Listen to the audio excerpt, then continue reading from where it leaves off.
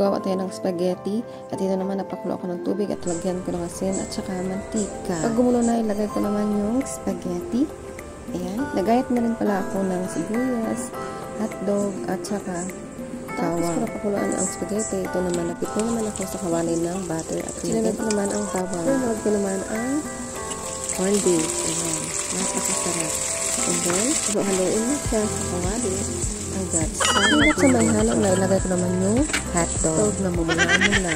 Haluin na natin ito hanggang sa ma-absorb ang lasa ng corned beef. At isunod ko naman ang Italian Filipino sauce. Ayan. Napakasarap. Na itong hahaluin hanggang sa ma-absorb ang lasa. Isunod ko naman ang itong cream at para lalong naging malasa ang ating spaghetti. Kaya naging malasa ang spaghetti at malinamnam sa panlasa mo.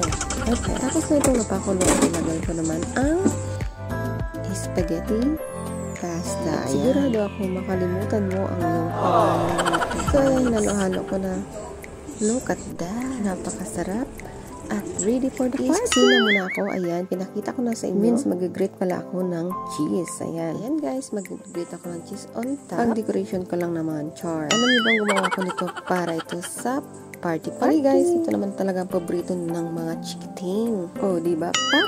2,000 years later. Kaon!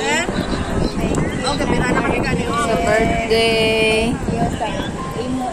Hanggang dito na lang. Thank you so much guys. Thank you for watching. Follow for more. Bye!